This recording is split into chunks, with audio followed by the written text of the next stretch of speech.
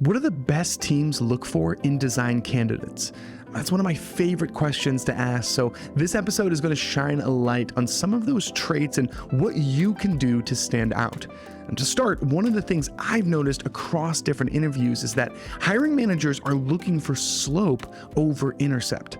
Here's the VP of Design at Ramp, Diego Zacks, to share more. If you find someone who has the skill set you need now, that's great. But if you find someone who's going to learn the skill set you need quickly, they're the ones that are going to be able to evolve as the company evolves. They're going to learn whatever skill set they need as the company changes.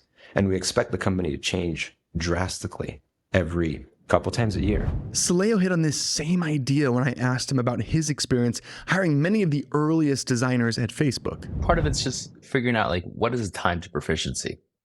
Name a thing you're proficient at. When did you start learning? Something as simple as that, right? It's almost as though one's ability to learn new things quickly is like a meta skill in and of itself. So the question is, how do you communicate that you're someone who can learn new things quickly? Well, if it helps, you don't even have to tell a story about design. Sometimes you'll find slope just in the simple question of, like, you're really good at guitar. Like, when did you start playing guitar? One of my favorite questions is, do you play video games or are you good at video games? What are you really good at? What are you one of the best in the world at? So I like mountain biking. It's like, great, tell me about the gear. How do you get good at mountain biking? You just start talking about the brakes and the suspension, whatever. It doesn't really matter what it is.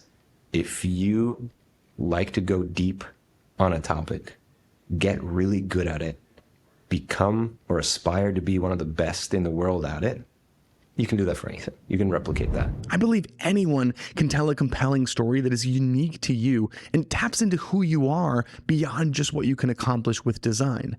It reminds me of something that Amy Lima said when she talked about how she approaches the interview process. I literally open my intro with, I'm going to tell you a story about the human beyond the pixels. And I just go into, just like the threads of me. I literally talk about my first generation upbringing, growing up with immigrant parents, talking about my hobbies and how, I'm a very curious person who loves to explore. I'm not talking about my work at all, actually. I kind of segue into that at the end. Happy to go into specifics of my most recent roles and projects, but yeah, just kind of wanted to paint a clearer picture of the person you're talking to, because I'm a person first, right? But I think that that's just really powerful and yeah, maybe not as common based on the feedback I receive when I kind of take that approach, is that it's refreshing and it stands out. And I actually talked to the recruiter who helped hire the entire Duolingo design team.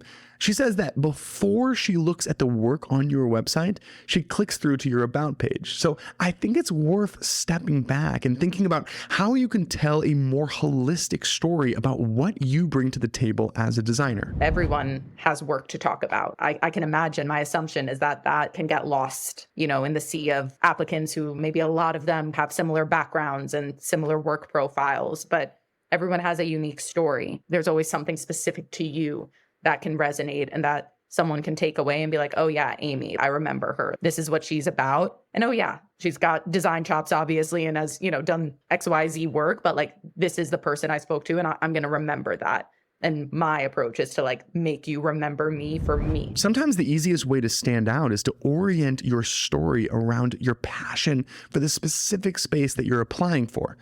Take Pran from Vercel, for example. She had a very limited design background, but she was able to convince Graphite to hire her as the second designer, even though they originally set out to find someone much more senior. You can tell when someone is really passionate about a certain area. And I think that's kind of what got me in the door at GitHub and Graphite. I think more so Graphite. I really showed that I cared about this specific area and I love developer tools. This specific section of developer tools is really interesting to me. That's how I got the job at Maven too. I mean, I had exactly 0 big name companies on my resume, but I went all in on how much I care about education. I wasn't just firing off applications. I went really, really deep, because when you care deeply, that's what breeds the curiosity and excitedness to learn what you need to succeed. So you can show up to that interview with a specific learning goal that ties back to what that company needs. What are you learning now? Where are you early in the curve? Over the next 2 years, what do you wish to learn? I found that that's often a consistent heuristic for people who have actually put any thought into it whatsoever. That they're quick to answer rather than Let me think of something smart to say. And I think that that's been a reliable signal. It gives you a sense of like their appetite for learning. Now let's talk about where to direct that appetite for learning. Here's Airbnb's former chief design officer, Alex Schleifer, sharing what he looks for in candidates. I always look for like a curiosity and interest in tools and in the tooling, because that's teaching you that this person has not only curiosity, but a learner's mindset and is interested in technology. And at the end of the day, you need people who like are passionate about technology, and technology is going to change so much that you need to have people who are curious and excited to work with new things. And so I was always like, the more junior, the more like, how do you use your tools? Like that's a very, I think, important conversations for me to have, because it gives you signal. There's no excuse not to be proficient at the tools. I find this clip particularly interesting because the common advice that I see from senior designers is that tools don't matter. So I said that to Alex, and here's his response. They're speaking about themselves, right? Like, hey, I still like using Photoshop, so tools don't matter. What bullshit. It's like nearly gatekeeping, and it's also like a way of sometimes masking your own inability to learn new things. Real quick message, and then we can jump back into it.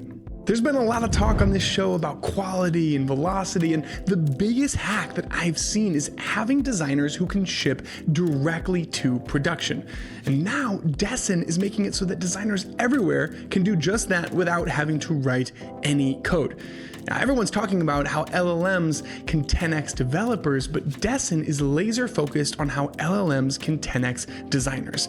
It's one of the tools I'm most excited about right now, and they're giving away early access to the Dive community. So head to dive.club/Dessin to learn more. That's DESSN. All right, I have a secret for you. I'm working on a new company behind the scenes, and it's built specifically for designers like you that listen to this show. And honestly, I'm just too excited about it, so I have to give you a sneak peek. Head to dive.club/startup to get a little glimpse of what's coming next. Okay, now on to the episode. Isn't it interesting that at the end of the day, it all comes back to learning new things? And if you're earlier in your career, I think this clip should be really encouraging, because the reality is that all of these new tools and technological advancements are leveling the playing field. I mean, I'm coming up on 15 years designing, but tools like Claude and V0 are just as new to me as they are to you. The more quickly the world changes, the less your years of experience matter. It reminds me of Soleo telling the story about learning Cork Express back in high school. The pivotal moment for me personally was when he pointed out that the team at Time Magazine, a magazine I subscribed to, used the same tool that I was using. And they had probably been using it for just a couple of years too. And that really landed in a profound way. He was like, nobody has a head start on this. No one. They might have a lot of like prior knowledge that they're going to shoehorn into this new medium, but they don't really have a head start on you. The tools have largely like solved a lot of these things for them. And I've carried that insight with me my entire career. So look for what's new and emerging, because nobody will have a head start. And you can be amongst the few that write the playbook. That's why I keep asking people what skills and traits matter as we enter this new world. And the number one answer has already been woven throughout this episode. Here's Mahane Sahel, who's working at Gen AI at Meta, to share a little bit more. I wonder if curiosity is it. Like, I'm actually trying to think like, yes, you need to be a good prototyper. Yes, you need to like technically understand what's happening. You need to be a good communicator. You need to navigate ambiguity. But actually, all of that comes naturally if you're curious. So I think all of that is important, but really, if you don't have curiosity, then I really worry about these other skills and whether you'd be able to execute on them. Now, you can be as curious as you want, but if your curiosity is kept in the closet, then it doesn't matter. Because the number one way to get hired by the best teams is to act on your curiosity and then share out what you make with the world. And then do it again and again and again and again, because eventually you'll become a magnet for opportunities.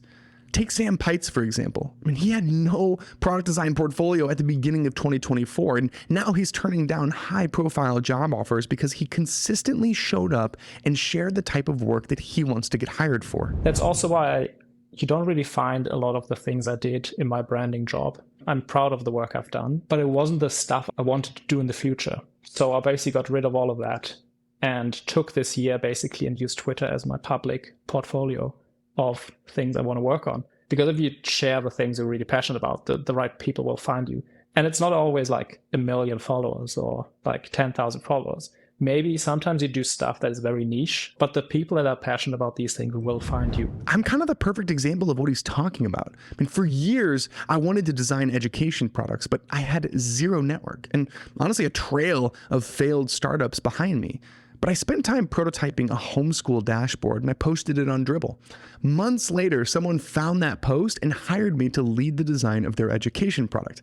Now, it wasn't exactly what I had in mind. I mean, I was designing cadaver inspection tooling for anatomy students, and I don't even really like science that much, but it didn't matter because that was my foot in the door and eventually what helped me land the role at Maven. When you trace the journeys of the designers you see landing these really high-profile roles, a lot of them have similar origin stories. Take Mariana Castillo, for example. I asked her how she was able to land some of these really high-end roles early on in her career, and no surprise, this is what she said. I feel the first answer, the most obvious one, is share your work. That's how Vercel found me, and that's how I landed on Pierre as well. Being active on Twitter, sharing my work, that's the best way to get connected with people from these companies. Just today, I had someone text me that you definitely know and say they discovered and hired a new designer solely from the end of year show reel that they posted on Twitter. So hopefully you find that pretty inspiring. That's all for now, and I will see you next week.